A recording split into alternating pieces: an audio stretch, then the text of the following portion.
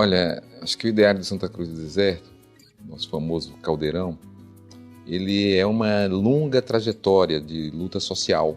Então aquela região do Nordeste brasileiro e o Nordeste brasileiro, os sertões nordestinos estão permeados por uma angústia social que se transforma em luta social para conseguir atender uma parte significativa da população que é deserdada. E não é por acaso que é Santa Cruz do Deserto, porque são famílias desterradas, abandonadas, largadas.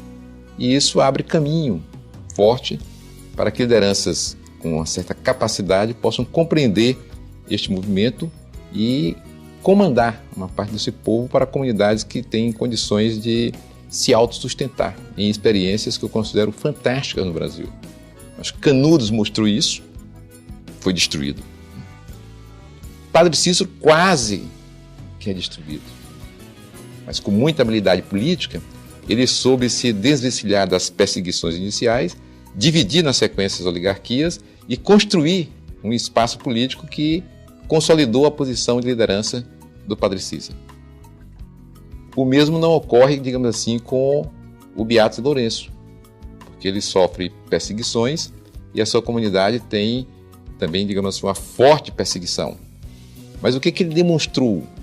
Demonstrou que a solidariedade, que é a comunhão, que é o anseio das comunidades progressistas no mundo, nas suas várias experiências, elas têm espaço. Elas podem ser o novo e podem conquistar ainda o homem. No mesmo instante em que uma outra história estava sendo vivida pelo povo cearense, que eram os currais, verdadeiros campos de extermínio de gente, com o nome, o qualificativo demonstra bem do que se tratava, eram os currais. No mesmo instante que você tinha os currais, você tinha o Beato Lourenço produzindo riqueza, fartura, alimentando a sua comunidade e ainda tendo excedentes. Eu vejo o Zé Lourenço como uma liderança política do interior do Ceará, uma liderança capaz de conduzir, usando uma mística, que é a mística da fé. O Zé Lourenço utilizou esse instrumento do cristianismo e da fé católica cristã para aglutinar uma parte da população do Cariri cearense em torno de movimentos de paz e de construção coletiva. Então eu coloco o Zé Lourenço mais na qualidade de uma liderança popular, de um herói popular que mostrou um caminho justo de produção de riqueza e de solidariedade para uma parte da população do Cariri cearense.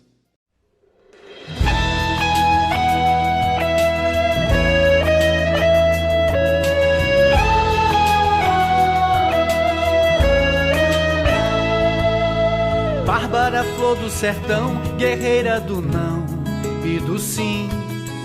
Bárbara, mãe de Tristão, avó de Alencar, do Guarani. Bárbara, olha esse mar, o dragão desse mar é um Davi. Feito você a lutar pelo dom de lutar, pelo porvir. Bárbara, ouve o conselho do velho de Quixeramobim. O sertão vai virar mar e o mar vai virar um jardim. Bárbara, olha essa aldeia tão cheia de ti e de mim. Bárbara, olha esse céu, é o céu do sertão do meu pai. Ai, ai, meu padre, padre Cícero, liberdade aqui é tudo isso, o Ceará tem disso sim. Ai, ai, meu padre, padre Cícero, liberdade aqui é tudo isso, o Ceará tem disso sim. Bárbara, olha esse chão como é seco o sertão do sem fim. Lar de Raquel de Queiroz e do Patativa do Cariri. Berço do cego Aderaldo e do tal do amor de Peri Ceci. Luz de Delmiro e Evaldo Gouveia, candeia a reluzir. Bárbara, ouve essas ondas de Jericoacoara e Aracati. Olha esses gatos pingados pintados por mestre de Aldemir. Ouvi Humberto Teixeira, doutor do Baião, no bandolim. Bárbara, olha essa flor que é da cor da flor do alecrim. Ai, ai, esse chão fronteiriço, esse amor, esse mar, esse maciço, o Ceará tem disso sim. Ai, ai, esse chão fronteiriço, esse amor, esse mar, esse maciço, o Ceará tem disso sim. Bárbara, veja o clarão dessa luz, redenção dos Martins. Bárbara, luz de Bezerra que trouxe pra terra o fim do fim. Bárbara, Uniracema, Graúna do Sol, Curumim. As faustas águas do Nilo que é o Jaguaribe daqui. Terra judia, cigana, versão carcamana de pré-pichim. Fogo de berço arabesco, afresco de pilim-pim-pim. Água canoa das fontes dos verdes portais do Fortim. Bárbara olha pro Crato, a princesa de trança e Transilim. Ai, ai, esse povo mestiço, essa terra me botou feitiço.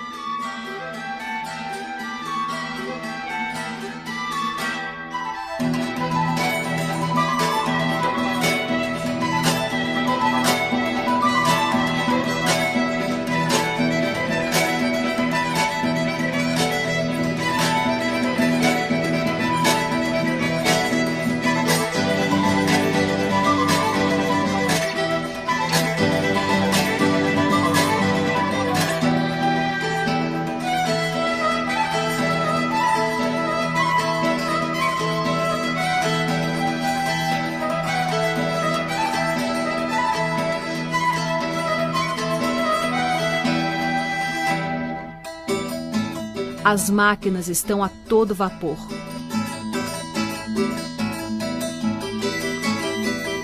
No século XIX, as engrenagens do mundo começam a girar em torno das indústrias. As cidades investiam em sistemas de transporte. Nasciam as linhas de trem e metrô. O Brasil, embora tenha se declarado independente em 1822, mantinha práticas dos tempos de colônia, como o tráfico de escravos e a dependência do setor agrícola. Lideranças regionais surgiam prometendo aquilo que o governo central era incapaz de fazer. Era alguém iluminado, alguém que tinha uma energia muito especial, alguém que iluminava quem estava por perto. Essa energia dele passava para os outros. Era alguém que não falava muito, alguém que não pregava grandes doutrinas e apenas acolhia, aconselhava, passava sua energia sagrada.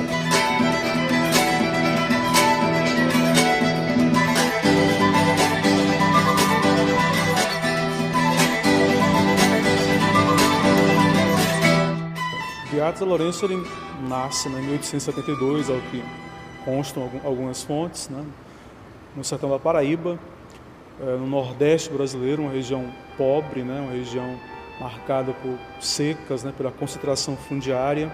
Então, uma vida muito modesta, marcada pelo trabalho, pela pobreza, pelo sofrimento, pela seca, né, não muito diferente do resto das vidas das pessoas, jovens, das crianças da época. Teria saído de casa, né, conseguiu um emprego de amansador de jumentos em Serraria, que é uma outra cidade da Paraíba. Um emprego que é um trabalho, uma função difícil, né? E nesse intervalo, né, em que ele estava em Serraria, ocorreu o milagre de Juazeiro. O milagre de Juazeiro movimenta multidões no Nordeste, né? Há a crença que o sangue na horta da Beata, né, é o sangue de Cristo derramado para salvar a humanidade pecadora. O Lourenço volta para casa, em Pilão de Dentro, né, na Paraíba, onde ele nasceu, e não encontra os pais. Os pais tinham ido para Juazeiro. Então ele se põe também aí a Juazeiro, chega em Juazeiro, sobre isso não há certeza, mas em torno de 1890, 91, por aí, e reencontra a família, né, num momento de muita fé.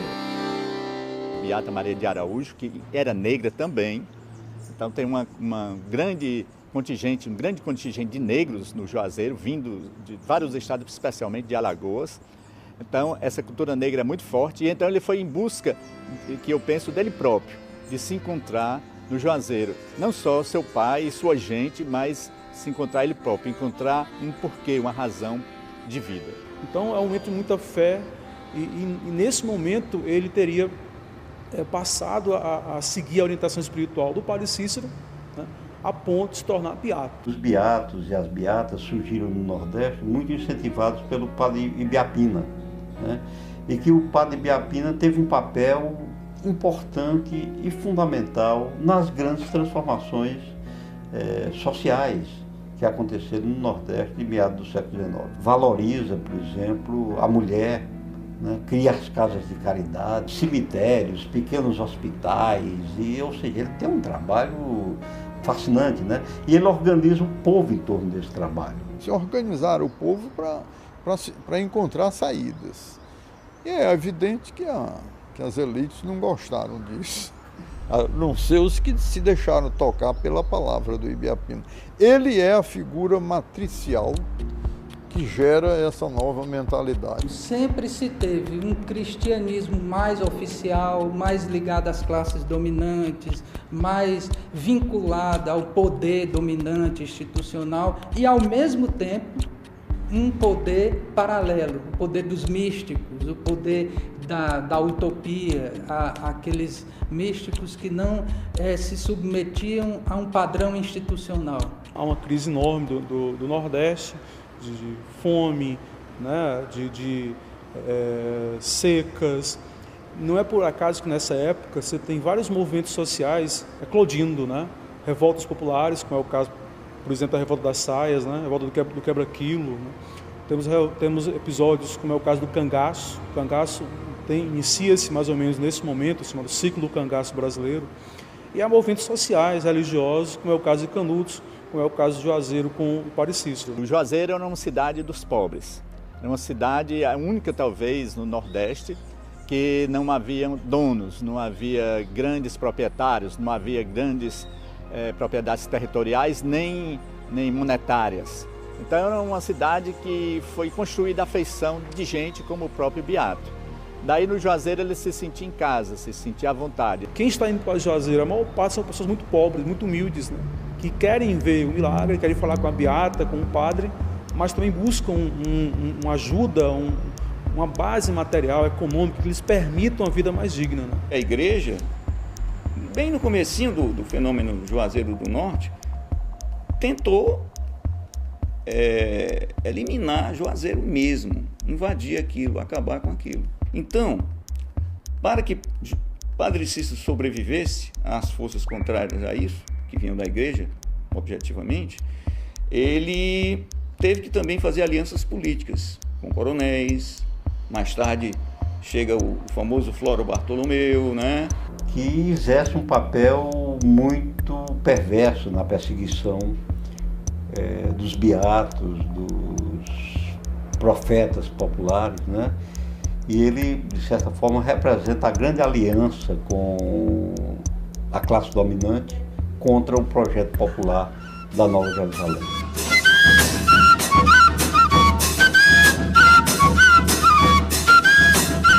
A virada do século XIX para o XX testemunhou homens que sonhavam cruzar os ares. Um brasileiro, Alberto Santos Dumont, realizou a façanha de voar com o aparelho mais pesado que o ar, em 1906.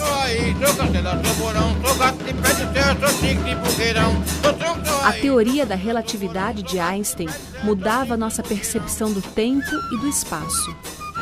A medicina, por sua vez, se beneficiava com a invenção do raio-x, de medicamentos antibacterianos e outras drogas. Mas nem todos os males tinham remédio nesse tempo.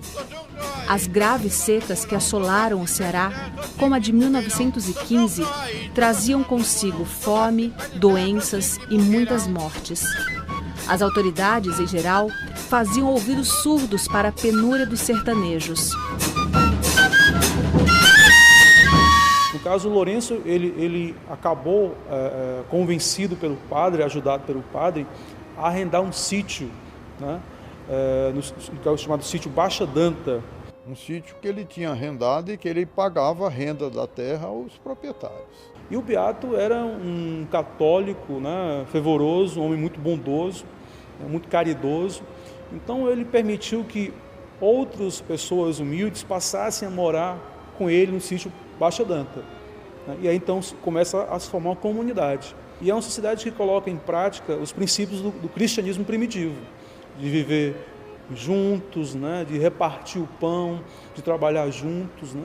Então essa propriedade começa a prosperar. Eles plantam, irrigam, constroem algumas casas. Então começa a crescer a comunidade, né, e isso passa a chamar a atenção. Em 26, havia um candidato a deputado federal sustentado pela igreja. E o Floro era o candidato apoiado pelo Padre Cícero. E eles tentaram boicotar o Floro. E uma das mentiras que espalharam contra ele é que ele estava dando cobertura a um fanatismo. Que havia lá no sítio Baixa Danta um boi milagroso que o pessoal raspava os cascos para fazer chá e tirava a raspa do chifre, coisa para curar a doença, e que cultuava esse boi ápice, como na época do Egito Antigo. Tinha tudo isso produzido pelos jornalistas da época, dando apoio para derrubar o Floro como candidato.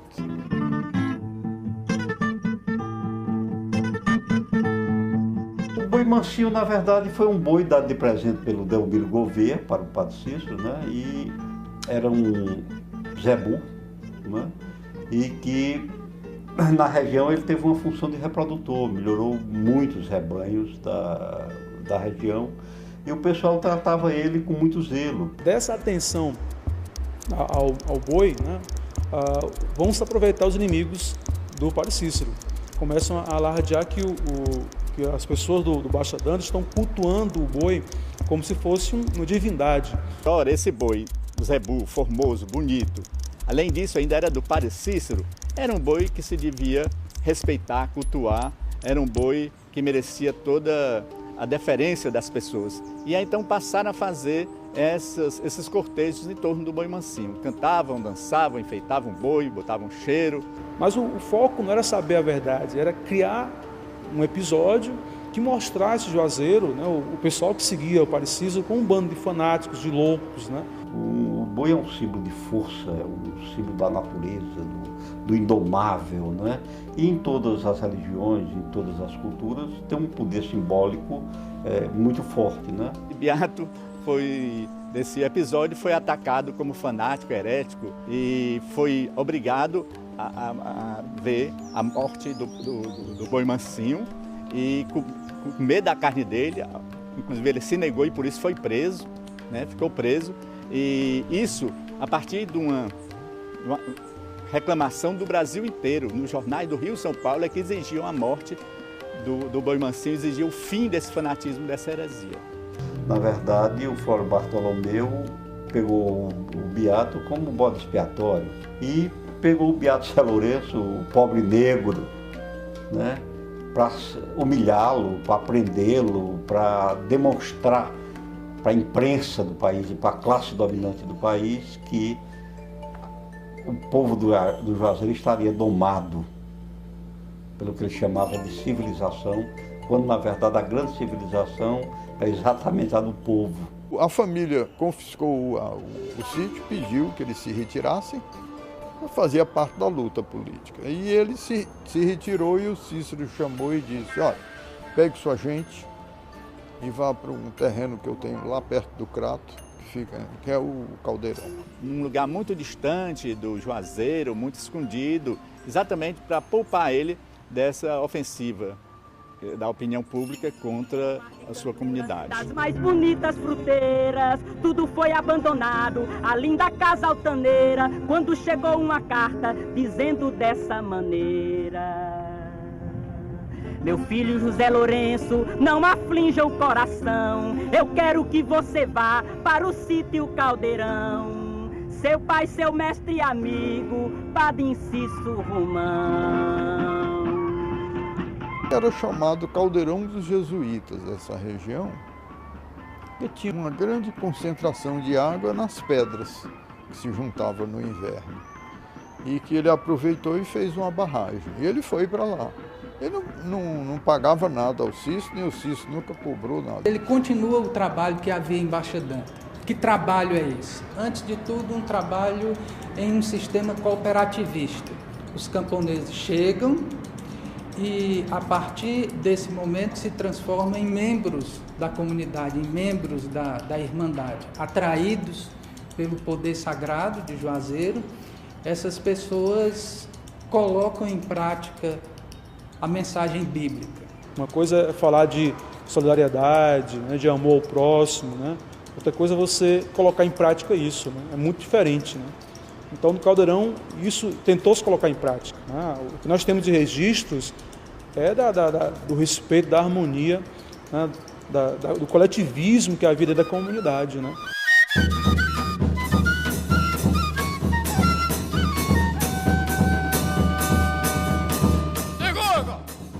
Anos 30 do século XX. A vida não andava fácil nas chamadas nações desenvolvidas. O mundo se dava conta da fragilidade do sistema econômico com a quebra da Bolsa de Nova York, em 1929. E como se não bastasse, pouco tempo depois, as tensões mundiais se acirrariam ao ponto de provocar uma nova guerra mundial.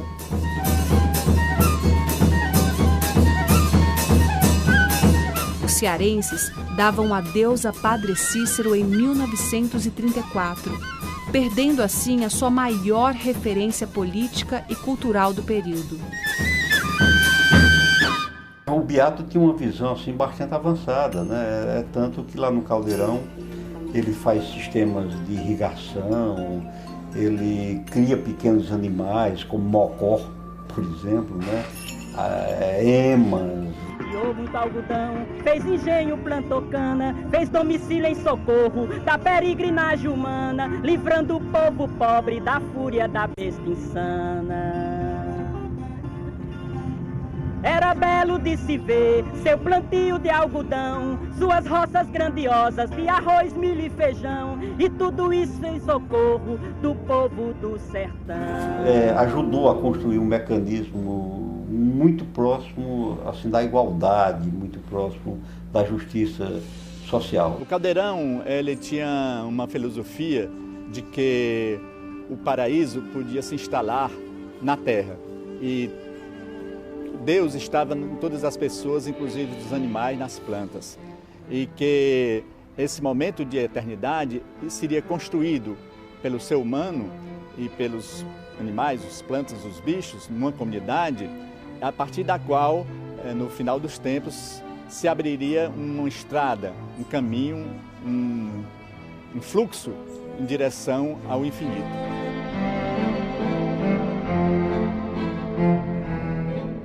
O que essa comunidade faz é colocar em prática essa tradição de solidariedade que a gente pode ver na própria mensagem de Cristo. É uma tradição oral que vai sendo passada de geração para geração e o Caldeirão é um exemplo de como essa tradição pode ser igualitária.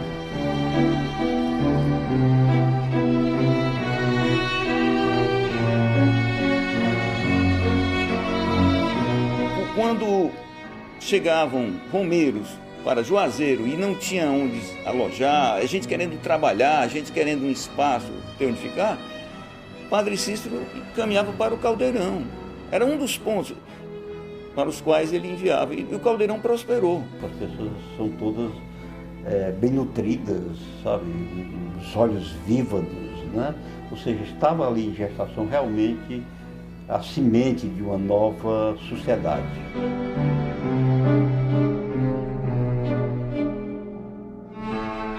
O Padre Cícero recebeu muitas doações em vida. Todas as pessoas que iam lá e eram favorecidas por algum tipo de conselho, orientação do Padre Cícero, em retribuição davam alguma coisa ao Padre Cícero. E muitas contribuições dessas foram em forma de terra. O Padre Cícero em vida, ele nunca usufruiu desses presentes que davam a ele. Ele tinha uma batina poída, vivia modestamente, diziam que ele era um grande coronel, um grande latifundiário. Coisa nenhuma, é não entender nada do que se passou ali. Ele, tudo que ele possuía, que passavam para ele, ele distribuía entre os romeiros, né? Ele assentando, colocando as pessoas no lugar. O Caldeirão foi um lugar desse. Agora, com a morte do Padre Cícero, pronto, aí passou a ser objeto de disputa entre os salesianos e a Diocese do Crato. Ele viu a experiência dos salesianos fazendo escolas profissionais na Itália e dando uma formação técnica aos meninos pobres, né? E pediu que os salesianos viessem fazer isso. E com a morte do Padre Cícero, as autoridades, sobretudo as autoridades de Fortaleza, ficam preocupadas com o que poderia ser essa comunidade com o passar do tempo. O que acontece? O bispo diz o seguinte: qualquer bem de qualquer sacerdote é do arcebispado.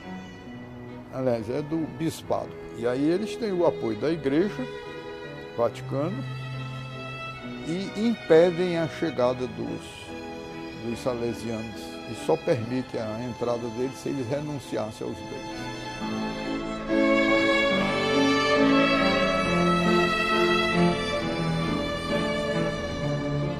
Esses salesianos começam a pressionar para que o Lourenço deixe o sítio. O Lourenço se dispõe a sair do sítio, né? Mas desde que receba algo em troca, alguma indenização. Porque quando ele chegou lá só tinha mato e pedra. Ele plantou e irrigou a terra. Como não há interesse por parte da igreja em pagar essa indenização, coincidência ou não, os boatos aumentam contra o Caldeirão, contra o Zé Lourenço. Além de ser comunista, né, de ser fanático, o Lourenço é acusado de explorar a fé popular, de ter um harém com 20 mulheres virgens, né, de vender remédios, né, bruxaria às pessoas, fazer o culto ao diabo. Lampião estava em conluio com comunistas, com o Perigo Vermelho. Esse tipo de coisa que rolava. Aí não é fácil, né, ter que encarar um pensamento desse. Não tinha base nenhuma. Às vezes essas conversas atingem ainda mais a imagem do Caldeirão, do Lourenço, da comunidade. Tem muita repercussão para a imprensa, né, tanto que o governo do estado resolve agir. O clero e os grandes proprietários de terra viam com preocupação o avanço econômico e social do Caldeirão. O tenente José Góes de Campos Barros, o então delegado da ordem política e social, afirmava: o caso se torna mais grave quando os romeiros e juazeiros se estavam canalizando para o Caldeirão, onde as relações de produção e consumo tendiam francamente para o comunismo. Manda então um policial disfarçado de comprador de algodão para saber qual o perigo real do Caldeirão. É bem recebido pelo Lourenço, bem tratado, almoça e tal. Depois ele volta a Fortaleza e faz um relatório. Nesse relatório ele diz que há uma ameaça comunista muito forte no Caldeirão. Aglomerações de pobres me incomoda bastante. E causa, obviamente, por parte dos poderes, um tipo de reação repressora, no sentido de que vamos controlar antes que a coisa perca o controle. Fim de ciclos no mundo e no Brasil. A Segunda Guerra Mundial se encerra com uma nova divisão de forças no mundo. Agora, vestia-se a camisa do capitalismo ou do socialismo.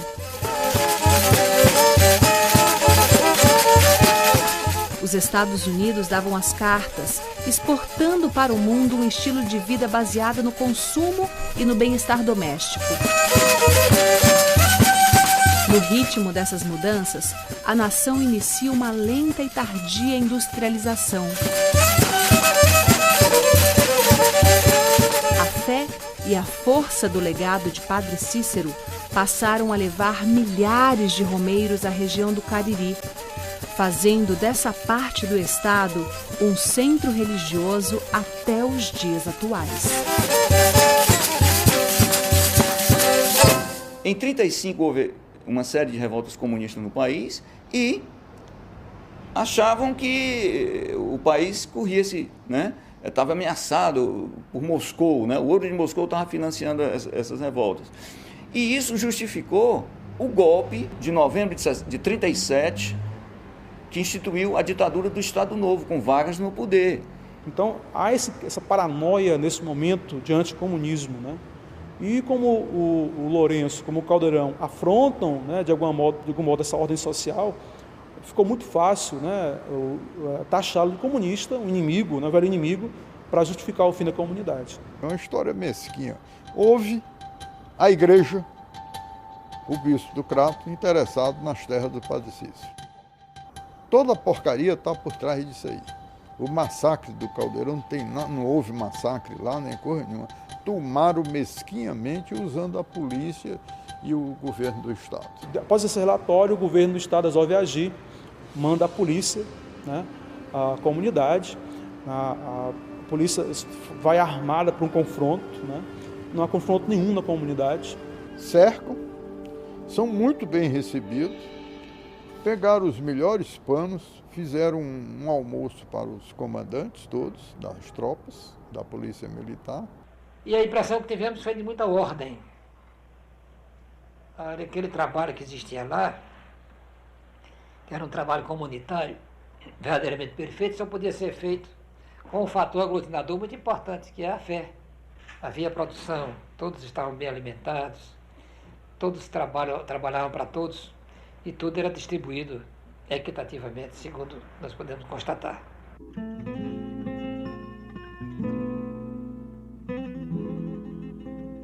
Padre Cícero diz assim, Beato, quando lhe perseguirem, corra com toda a força dos pés.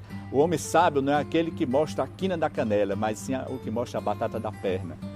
No relatório de campanha, o tenente José Góes de Campos Barros escreveria: como reses bravias num curral, homens, mulheres e crianças se comprimiam uns contra os outros, olhando-nos com ódio e temor. As pessoas colocadas no curral, né? A polícia então começa a averiguar as casas, para saber se tem alguma arma, alguma coisa, não encontram nada, né? Não tem nada que possa justificar um perigo, uma ameaça à ordem social. E aí então a seguir a polícia decide pôr fogo na comunidade.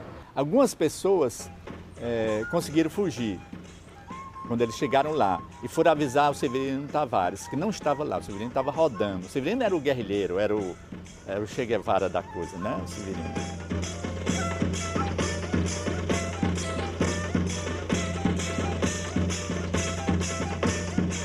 Então o Tavares e outros seguidores, né, sem que o Lourenço soubesse, aparentemente, armam uma emboscada, atraem para a serra 11, 12 policiais. Os policiais são cercados por esses camponeses. Há uma luta, né, corpórea e nessa luta são mortos 7 policiais. Isso acende o estopim do barril de pólvora, né? E são enviadas forças. Tropas militares vindas de todo o estado invadem a região. Aviões sobrevoam a serra, bombardeando os redutos, metralhando qualquer vestígio de gente. O capitão Macedo, da aeronáutica, sobrevoa a região com um teco-teco e, como não via os remanescentes, o Cordeiro Neto puxou o pino e jogou uma granada para ver se aparecia alguém, né? Que os moradores do Caldeirão, o que eles contaram é que houve um bombardeio sim e que, pela serra, só não conseguiram matar muita gente porque eles viviam entocaiados nas locas no meio da serra. Quer dizer, não houve bomba, mas jogaram granadas. Então, o que é que se espera disso? Morte. Talvez não tenham atingido ninguém, sim, mas tinha forças terrestres também. Ninguém sabe quantas pessoas morreram. Sobre isso há muita divergência. O comandante da operação militar, ele chegou a reconhecer que teriam sido mortas algumas, né, talvez 200 pessoas. Né? Então, que mortes aconteceram, lógico, né? Isso é, a meu ver, inquestionável. A questão não era, podia ter morrido só um, ou nenhum. A agressão, a grande maldade, a grande violência contra o povo foi estabelecida com a invasão. Para mim, foi o primeiro crime. As mortes foram consequências desse primeiro crime. Aí Júlio Macedo comprou um terreno no Pernambuco, o Sítio União, e a gente se mudou para lá. E lá botou roça, plantou, fez muita cerca, criou o gadinho dele lá e tudo. Viveu de 39 até 46, quando ele morreu. Os beatos trouxeram em procissão e enterraram num dos melhores túmulos que eles construíram, que fica ao lado do Padre Cícero. No dia 12 de fevereiro, das 5 horas para 6, Nosso Senhor levou ele. Aí foi um urro só do povo, foi um urro só, e choro. Foi um dia de juízo para nós, foi um dia de juízo. Nossa sociedade, pela tradição, é uma sociedade preconceituosa. Mas no caso do José Lourenço, é um negro que se transforma em um líder. É um carisma que supera a uma questão que é extremamente delicada no sertão, pra gente, no Ceará. Um homem muito caridoso, né? Que, embora não tivesse grandes conhecimentos de teoria religiosa ou do cristianismo, ele tinha acessibilidade, né? O que é mais importante. Né? Inclusive uma frase que ele usava, que está em Marx: exigir de cada um conforme a sua capacidade e distribuir conforme a sua necessidade. Conseguiu realizar o que hoje nós também queremos realizar, ou seja, o projeto de igualdade entre as pessoas. Um terreno infértil se torna altamente produtivo a ponto de absorver pobres romeiros que não podem ficar no Juazeiro e vão para lá, a ponto de dar assistência alimentar e de trabalho para flagelados, famílias flageladas, centenas. Então, isso é um sucesso.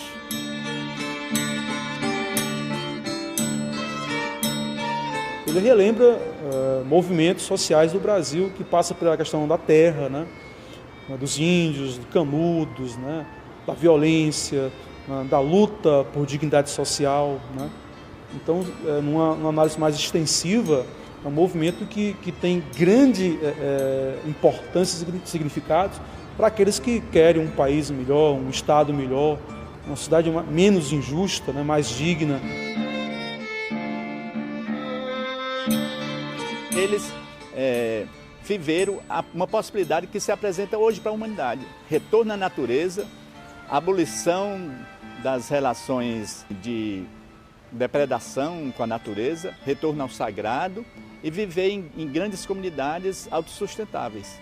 Essa foi a proposta do Caldeirão e a proposta do futuro, a proposta que está hoje colocada para a humanidade.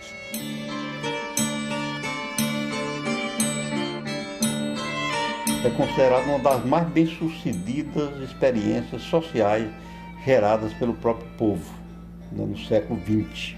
Né? Havia o acesso da terra aos mais pobres. Né?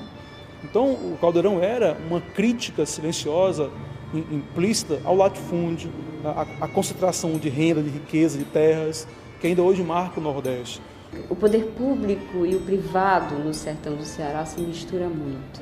É muito difícil saber onde começa o Estado e acaba a cozinha e vice-versa. Isso é muito intenso no Brasil. Então são todas essas forças, né? Quer dizer, são os coronéis que estão, por sua vez, no poder público, que se aliam à igreja, tudo é muito misturado.